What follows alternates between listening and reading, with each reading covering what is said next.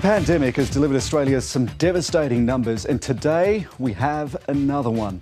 Almost 600,000 people have lost their jobs because of coronavirus. Around a third of them are in New South Wales. Our coverage begins with National Affairs correspondent Greg Jennett.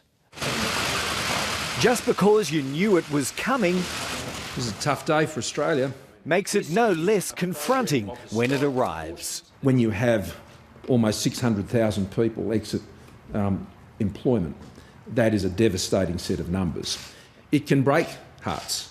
The numbers confirm coronavirus breakage on an epic scale. 594,000 jobs vanished in virus shutdowns last month, pushing the unemployment rate above 6%. But losing a job's only one measure. Add in those who lost hours of work, and the Bureau of Statistics estimates 2.7 million Australians were affected by the economic crunch between March and April. Many women, many young workers. Sure. Even that figure doesn't do justice to the crisis because it fails to capture the number who've fallen into the $130 billion safety net. The number of employees in the JobKeeper program now exceeds 6 million. The slumbering economy's as deep in torpor as any prediction. For every 2 workers across the country, one's on support payments. 7.6 million when you consider that the Australian labour force is today 13.2.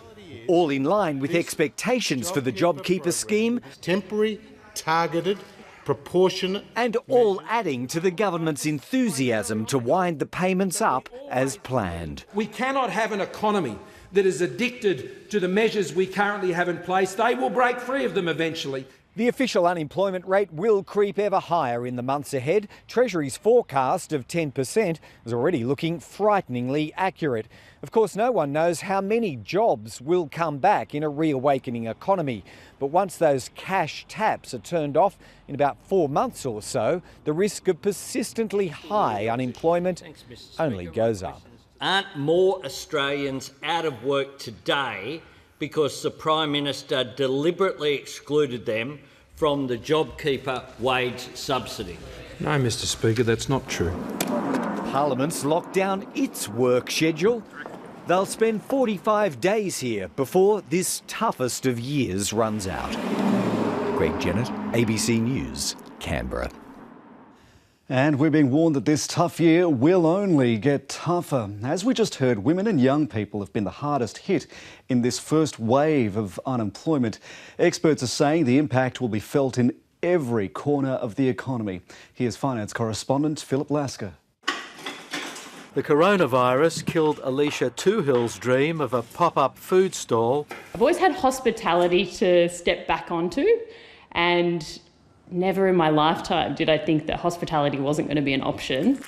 Alicia will join the ranks of young people facing a new reality. 50% or more of people that I know have lost their jobs and are going through the same experience. Jesse, a lawyer, lives in the same neighbourhood and was about to start work with a bank until his contract was ripped up. So it's a really strange experience at the moment to have to rely on government payments. The participation rate plunged as people left the jobs market, mostly older workers and women, usually second income earners. More females, still attached to the workforce, were left with zero work because of their exposure to hard-hit industries like the hospitality sector.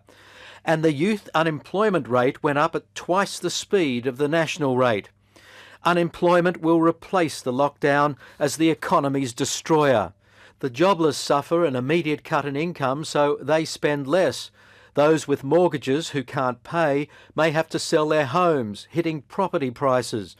Businesses are also making less money, so they lay off staff and don't invest. Profits shrink, so investors receive less. Landlords might have to cut rents or find new tenants, so the value of their properties fall. There's more intense competition for work, so wages won't go up much, if at all. And the government's budget is squeezed. More money goes out in unemployment benefits, while less comes in from company and income taxes. Even when the economy recovers, a lot of people won't get their jobs back because businesses and their customers will be constrained and cautious. It's a vicious circle, and confidence will have to be rebuilt. I'm not seeing anything, that's giving me hope that there'll be jobs available for me soon. If all else fails, there is a plan B. My sister's already moved back with my mum because she lost her job due to COVID. So it'd be a cosy household. Cosy, yes, but in many ways too close for comfort. Philip Lasker, ABC News.